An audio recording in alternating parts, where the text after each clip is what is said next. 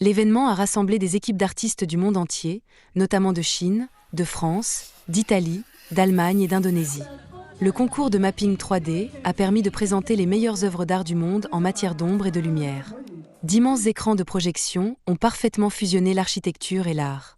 Les artistes ont partagé leur compréhension et leur perception du monde à travers l'art de l'ombre et de la lumière. Je viens d'Allemagne, de Weimar, la ville où le BOO a été fondé. Nous avons créé un festival de projection mapping. Il s'appelle Genius Loci Weimer et nous le faisons depuis 2012.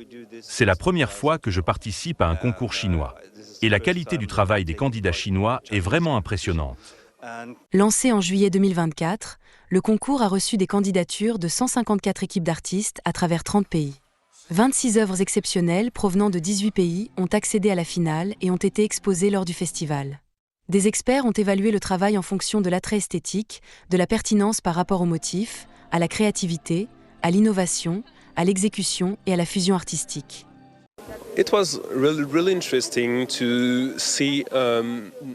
C'était très intéressant de voir le travail de nombreux pays à travers le monde. Pour être honnête, en Europe, nous n'avons pas beaucoup de représentation de l'art chinois. Il n'y a pas de meilleure ou de pire technique pour créer un mapping vidéo. Il faut le maîtriser pour pouvoir transmettre des choses aux gens. Il est également très important de respecter le bâtiment, car il a de nombreuses formes. Il a de nombreux angles. Les artistes mondiaux montrent l'intersection de diverses cultures à travers leurs perspectives et leurs styles uniques, comme l'utilisation d'éléments chinois traditionnels par les artistes français et les interprétations de différentes civilisations anciennes par les artistes allemands.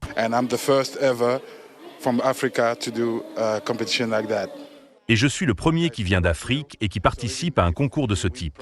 Bianca vient du Brésil. Même si nous ne gagnons pas, c'est déjà un prix pour nous.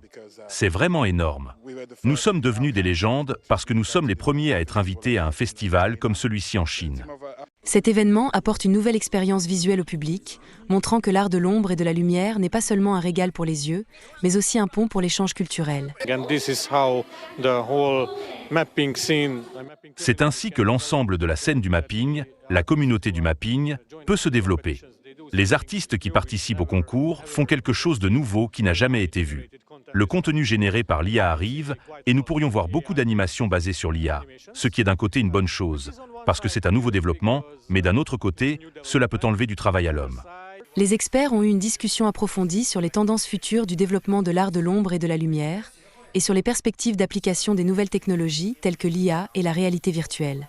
Cela permet non seulement de fournir aux artistes de nouvelles idées créatives, mais aussi d'insuffler une nouvelle vitalité à la culture urbaine.